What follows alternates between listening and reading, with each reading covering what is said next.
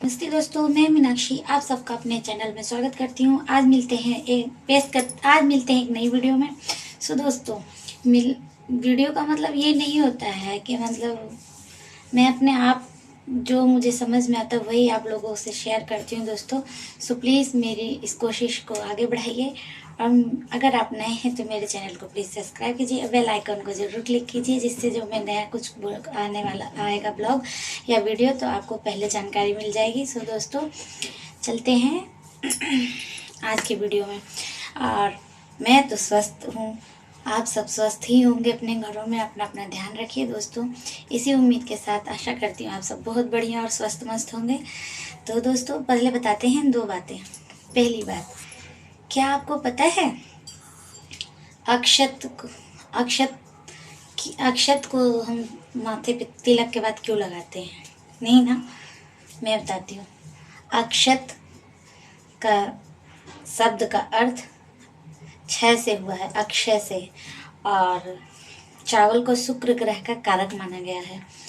और तिलक लगाने के बाद हम इसलिए लगाते हैं यहाँ चावल को, अक्षत को, कि हम जो काम कर रहे हैं उसका फल हमारे जीवन के बाद भी हमें मिलेगा।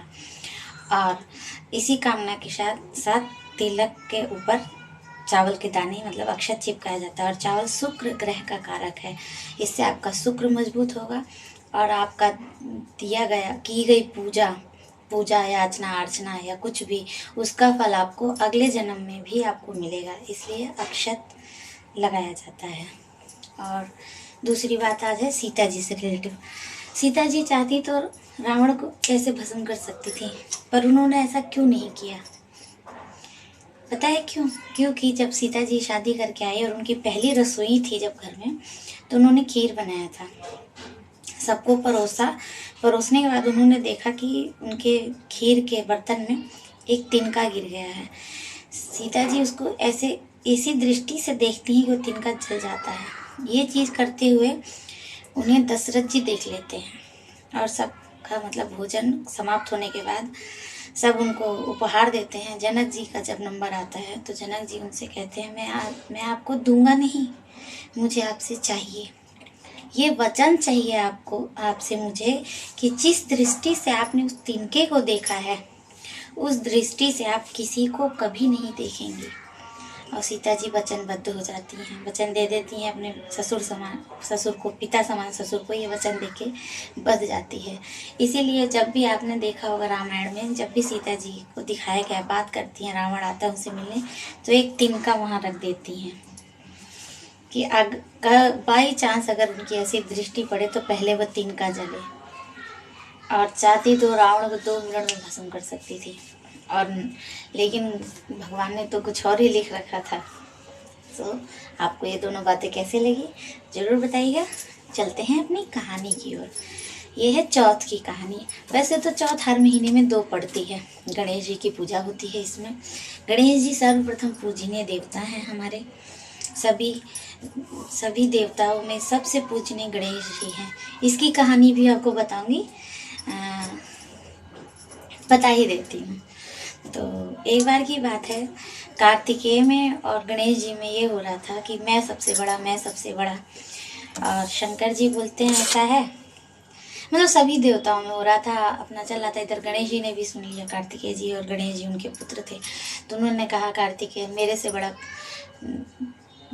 कोई नहीं है इस पूरे मतलब पूरे समाज मतलब या संसार में मेरे से बड़ा कोई नहीं है। गणेश जी कहते हैं मैं बड़ा हूँ, मतलब अहम रहता है, कार्तिकेय को बहुत अहम रहता है। तो कहते बोलते चलो लगी शर्त, जो इस पूरी पृथ्वी के चक्कर लगा के सबसे पहले आ जाएगा वही सर्वप्रथम पूजनीय होएगा। शंकर भगवान जी कह देते हैं चलो ठीक है। कार्तिकेय जी उनका वाहन मोर होता है, मोर को उड़ाते हैं, बैठते हैं और पूरी पृथ्वी का चक्कर लगाने अपने गुरु से जिन्होंने उनसे विद्या ली है, जिन्होंने उनसे ज्ञान, उन सब से पृथ्वी पर सब जगह जाके अपना, उनकी माताएं 7 माताओं ने उन्हें पाला था, उन सबके पास जाके अपना करने लगते हैं। और गणेश जी कुछ नहीं करते, उनके मम्मी पापा मतलब शंकर पार्वती बैठे रहते जहाँ, उसी के चक्कर काटते रहते हैं। कार्तिकेय आगे देखते हैं, गणेश जी तो वहीं है। वो बोलते हैं कि मैं तो आ गया पहले।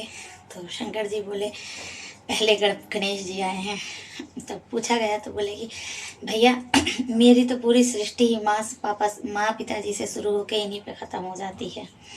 बस इसी के बाद से गणेश जी सर्वप्रथम पूजनीय हो गए। हर पूजा में सबसे पहले गणेश जी की पूजा होती है, उसके बाद कोई और पूजा की जाती है। तो चलिए दोस्तों, इसी पर गणेश जी की कहानी सुनते हैं। किसी नगर में दो भाई बहन रहते थे। भाई भी अपनी बहन को बहुत प्यार करता था, बहन भी अपने भाई को बहुत प्यार करती थी। तो क्या हुआ कि बहन की शादी हो